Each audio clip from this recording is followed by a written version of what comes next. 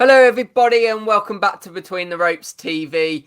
Obviously, in the UK at the moment, all the talk is about Brook, it's about Khan, lots happening there. But of course, there's a massive fight coming up in the US as well this weekend. Munguia versus Ballard. It's gonna be a good show. It's gonna be a good fight. Two undefeated fighters. And it's the Battle of Mexico versus the Battle of USA. As always, please make sure to hit that like button and also subscribe to the channel as well if you're new here. Josh, what do you make of this fight? Because it's going to be an interesting one. As I've just said, obviously two undefeated fighters. But I don't know. It hasn't been promoted very well, has it, to be honest? Well, firstly, you're talking absolute shit. I'm sorry. But this is such an underwhelming fight. Now, I'm a fan of Jaime Munguia's. I really am. You know, he's a former champion at 154. He's beaten the likes of Liam Smith, various other big fighters. But now it seems like Golden Boy, it's like they're scared to throw him in with the big boys at 160. He moved up with this quest of being, and we do get this with Mexican fighters. They want to be a multi-weight world champion. And it's like they're scared to throw him in because this is, after his last couple of fights, I thought, right, we're going to be, he's well placed for a world title fight, but we're going to be definitely at least having that step up. And then MitriusBallard, and no disrespect to Ballard, I think he's 21-0 and he's had a draw not too long ago recently. But you look at his record, there's no one really of note there. This is, no, that's fair. We talk sometimes about padded records, and I can't believe I'm going to say this because I'm a big fan of Munguia's, but Munguia's now 38-0, and he's starting to look like his record. I saw DAZN did a post about chasing the 51-0, obviously surpassing Floyd Mayweather's undefeated streak.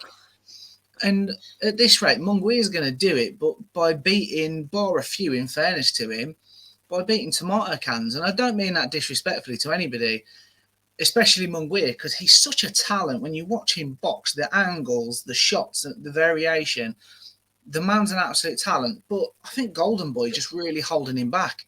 I mean, do you think then that maybe they could have put him in with perhaps a bigger name? I mean, is it almost a risk that they take it? They're putting him in with someone that's undefeated. Yes, his record and the people he's beat to get to that undefeated so far. And obviously not as experienced. Ballard isn't as experienced, It's still a risk because he's still yet to lose, isn't he, effectively? Do you think maybe it's one of those that this could be something they've set up as a simple fight, but could it backfire? Well, who knows? We sat here a few months ago, didn't we, and talked about Sandor Martin and Mikey Garcia as if it was to get Mikey Garcia some rounds and then on to bigger things, and Sandor Martin pulled off a great upset. So that could happen, and I do worry because for Munguia, he's got to keep getting up for these fights that, they're so high risk and little reward. High risk in terms of, winning on Saturday night for worldwide fight fans does nothing for him, really. We already know he's a talented fighter. We already know he's a world-level operator. We're not going to learn anything fresh. But it's, as we've just said there with Sandor Martin, Mikey Garcia, that's where the risk comes in. Because if he's not up for this fight, Ballard I'm not going to sit here and say I've watched his whole career because I haven't. I've seen bits of him. But if he can pull off a shock, he's just put the absolute anchors on what Munguia can do from there. And he's on the absolute, really, he should be in a world title fight for me. He's done enough. He moved up as the 154 WBO champion. Look at we saw with Usyk, didn't we? And Anthony Joshua. You move up to 160, then he could have gone straight at a belt, and different circumstances and stories surrounding that. But I just feel it's underwhelming, and it's a shame really because Munguia is someone that I look out for his fights, to be honest, and I like to make sure that I watch them. And then it's also a double-edged sword because the DAZN schedule in America in particular has took a bit of a slate in this last 12 months. And and if you look around on social media, Khan and Brook's been trending all week. There's been barely any mention of Jaime Munguia and MitriusBallard. Well, I was going to say that, to be honest. I mean, I as you say, Munguia is a big fighter, someone that even as UK fans would be looking out for. I wasn't even really aware that he was even fighting until you brought it up.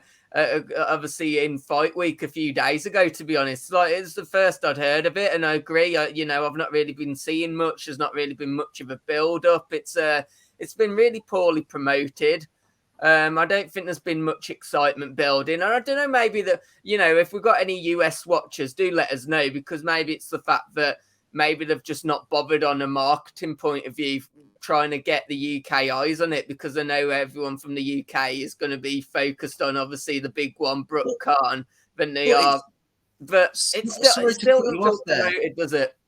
No, I was going to say, sorry to cut you off there, Scott, but really, if I was DAZN, I'd be plugging it as the big all-nighter. You know, for the UK fans, you've got Khan and Brooke, which, you know, against all the post-fight stuff, it's midnight, isn't it? Just after against it's finished. You'd be plugging it as the big all-nighter, like, you know, like BT have done in the past with shows, and Sky Sports have done in the past with shows. I know, obviously, DAZN can't exactly promote Brooke and Khan, but, you know, there's an opportunity missed here, and Munguia is a big enough name in world boxing for us all to get excited, get behind, and look forward to his fights. But, you know, are DAZN even happy with this fight? You know, well, I was going to say that. Golden Boy. Yeah, that's the point I was going to make. Do you reckon it's more DAZN are just thinking, well, we could try that marketing approach, but it's going to cost a lot of money. And to be honest, like, you know, obviously DAZN is a subscription paid service now. They'll be probably advertising it on their app. So I think those that have already like, I don't feel anyone new is going to join DAZN for this fight in the UK, put it that way. And I just wonder, maybe that's why we've not really saw any kind of promotion over here for it, and they've just gone, well, the fight fans and the DAZN subscribers will already know it's there because we'll put it on our app. But apart from that, no. They may get lucky that it's fell in between John Ryder, Danny Jacobs, and then obviously next weekend on Sunday night, which we'll get to next week, you've got Lawrence Okoli out on a stacked card. So they might drop lucky, but you're right, no one in the UK is specifically joining DAZN today thinking, oh, Munguia Ballard on Saturday. No one's thinking. I mean, obviously you already subscribed to them, but if I was weighing up the options, I'm sure I'd be giving my £20 to Sky Sports this weekend, to be honest. But yeah, let us know your thoughts on this one, guys. It's not really been promoted over here. US fans, Mexican fans, let us know if it's been a bit more pushed for you. Or is it a fight you guys are excited for? Could there be an upset? I think we're both thinking not really, but if you disagree, do let us know. And as always, do hit that like button and subscribe to the channel as well. And hopefully we'll see you on the next video. Goodbye.